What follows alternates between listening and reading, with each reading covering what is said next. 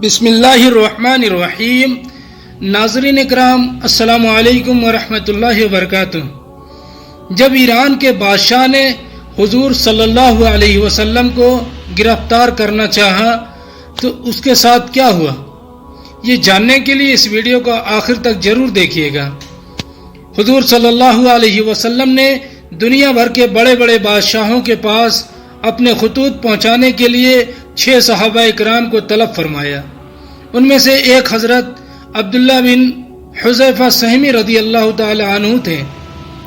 انہوں نے بادشاہ ایران کسریٰ کے یہاں حضور صلی اللہ علیہ وسلم کا پیغام پہنچانے کے لیے منتخب کیا گیا۔ حضرت عبداللہ بن حذیفہ رضی اللہ تعالی عنہ نے اپنی اونٹنی کو سواری کے لیے تیار کیا، بیوی بچوں سے رخصت ہوئے اور اکیلے ہی اپنے منزل مقصود کی طرف چل پڑے۔ وہ راستے کے نشیب و فراز کو طے کرتے اور سفر کی تکلیفوں کو برداشت کرتے ہوئے ایران پہنچے تو درباریوں سے کسریٰ کے ساتھ ملاقات کی خواہش کا اظہار کیا اور ان کو اس خط سے بھی آگاہ کیا کہ جسے وہ بادشاہ کے لیے لے کر آئے تھے۔ کسریٰ کو اس کی خبر ہوئی تو اس نے اپنے دربار کو خوب اچھی طرح سجانے کا حکم دیا اور اپنے تمام بڑے بڑے افسروں کو دربار میں حاضری کی ہدایت کی۔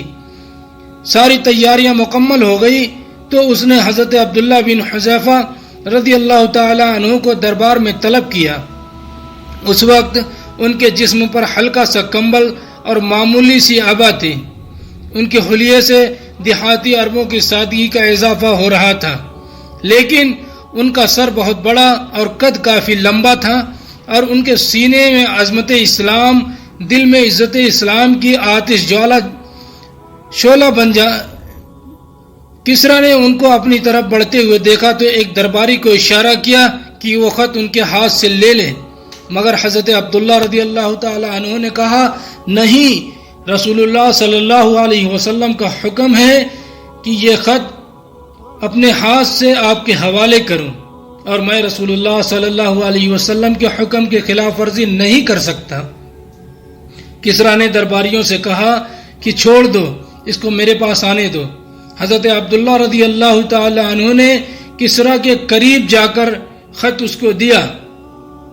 اس نے اپنے عرب سیکریٹری کو بلایا اور اپنے سامنے خط کھولنے اور اس کو پڑھنے کا حکم دیا۔ اس نے خط کھول کر پڑھنا شروع کیا۔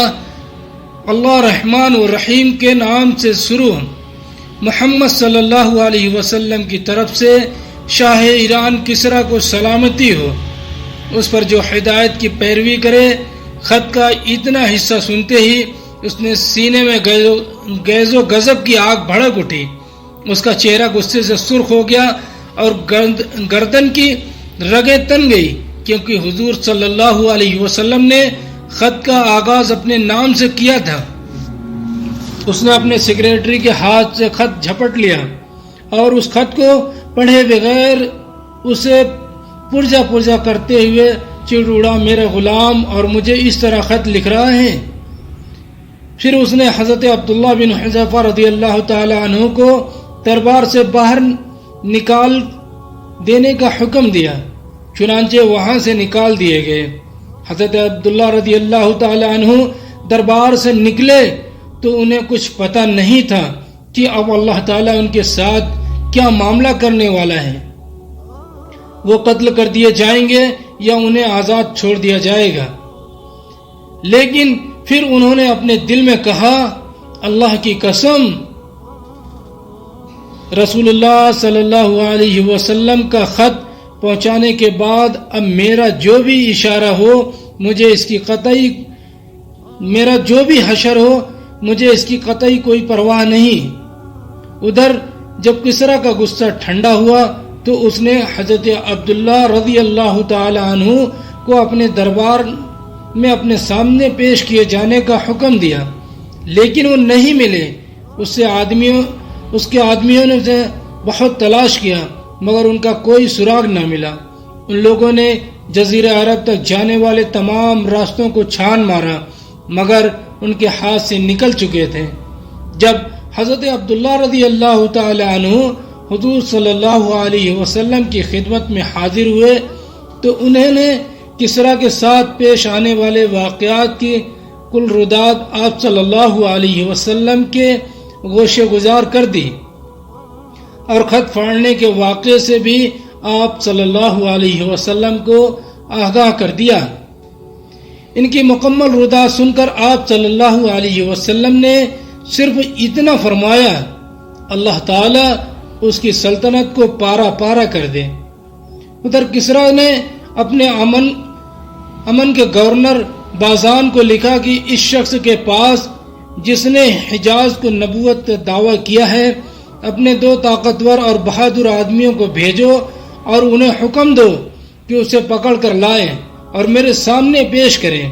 حکم کے مطابق بازان نے اپنے 2 بہترین آدمی حضور صلی اللہ علیہ وسلم کی طرف روانہ کیے اور ان دونوں کے ساتھ آپ صلی اللہ علیہ وسلم کو ایک خط بھی بھیجا جس میں اس نے لکھا کہ آپ بلا تاخیر ان کے ساتھ کسریٰ کے سامنے پیش ہونے کے لیے چل آئے۔ وہ دونوں تیز رفتار کے ساتھ مراحل سفر طے کرتے ہوئے طائف پہنچے۔ وہاں ان کی ملاقات قریش کے ایک تجارتی قافلے سے ہوئی۔ ان سے حضور صلی اللہ علیہ وسلم کے متعلق پوچھا تو معلوم ہوا کہ آپ صلی اللہ علیہ وسلم مدینہ میں ہیں۔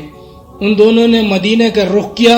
وہاں پہنچ کر نبی کریم صلی اللہ علیہ وسلم سے ملے اور بازان کا خط آپ صلی اللہ علیہ وسلم کے حوالے کرتے ہوئے کہا کہ کسریٰ نے اپنے حاکم بازان کو ہدایت کی ہے کہ وہ آپ کو لانے کے لیے کسی کو بھیجے، چنانچہ ہم اس لیے آئے ہیں کہ آپ ہمارے ساتھ چلیں۔ اگر آپ ہماری بات مان لیں تو ہم کسریٰ سے بات کر کے آپ کے لیے رعایت حاصل کریں گے اور آپ کو اس کی طرف پہنچنے والی ہر تکلیف اور اذیت سے بچائیں گے، لیکن اگر آپ نے ہماری بات ماننے سے انکار کیا تو آپ خود اس کی قوت و شرکسی کے بخوبی واقف ہیں۔ حضور صلی اللہ علیہ وسلم نے ان کی یہ بات سن کر مسکراتے ہوئے فرمایا کہ آج تو تم لوگ اپنے قیام گاہ پر واپس جاؤ، کل پھر آنا۔ جب دوسرے دن وہ دونوں بارگاہ رسالت میں حاضر ہوئے اور پوچھا کہ کیا آپ ہمارے ساتھ چلنے اور کسریٰ سے ملنے کے لیے تیار ہیں، تو آپ صلی اللہ علیہ وسلم نے جواب دیا کہ آج کے بعد تم کسریٰ سے نہیں مل سکو گے۔ اللہ تعالیٰ نے اس کے بیٹے ریشویہ کو فلاں مہینے میں فلاں رات کو اس کے اوپر مسلط کر کے اسے ہلاک کر دیا ہے۔ یہ سنا تو ان کے چہروں پر دہشت و حیرانی کے آثار ظاہر ہوئے۔ وہ ٹکٹکی باندھ کر آپ صلی اللہ علیہ وسلم کی طرف دیکھنے لگے۔ پھر وہ اپنی حیرت پر قابو پاتے ہوئے بولے، جانتے ہیں یہ کیا کہہ رہے ہیں؟ یہ بات ہم بازان کو لکھ دیں؟ آپ صلی اللہ علیہ وسلم نے جواب دیا، ہاں، اور اس کو یہ بھی لکھ دینا کہ میرا دین کسریٰ کی سلطنت کی آخری حدود تک پہنچے گا، اور اسے یہ بھی لکھ دو کہ اگر تم اسلام قبول کر لو تو میں تمہارا یہ سارا زیر حکومت علاقہ تمہارے سپرد کر کے تمہیں تمہاری قوم کا حکمران بنا دوں گا۔ اس کے بعد وہ دونوں آپ صلی اللہ علیہ وسلم سے رخصت ہو کر بازان کے پاس پہنچے اور حضور صلی اللہ علیہ وسلم کی دی ہوئی خبر کو اس سے آگاہ کیا۔ بازان نے کہا کہ اگر ان کی یہ بات درست ہے تو یقیناً وہ اللہ کے نبی ہیں، اور اگر ایسا نہیں سوچوں گا کہ مجھے ان کے ساتھ کیا رویہ اپنانا چاہیے۔ پھر اس نے کچھ ہی دنوں بعد شرویہ کا خط بازان کے پاس پہنچا تو اس نے لکھا تھا کہ میں نے کسریٰ کو قتل کر دیا ہے، میں نے اس کو اپنی قوم کا انتقام میں قتل کر دیا ہے۔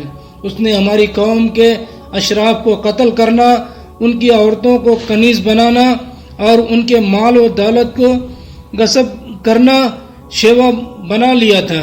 سب میرا یہ خط تمہارے پاس پہنچے تو اپنے پاس موجود تمام لوگوں سے میری اطاعت و فرما برداری کا عہد لے لو۔ بازان نے اس خط کو پڑھتے ہی ایک طرف پھینک کر اپنے اسلام قبول کرنے کا اعلان کر دیا، اور اس کے ساتھ ہی یمن میں رہنے والے سارے ایرانیوں نے اسلام قبول کر لیا اللہ تعالی ہم سب کو کہنے سننے سے زیادہ عمل کی توفیق عطا فرمائے. آمین. وآخر الدعوانا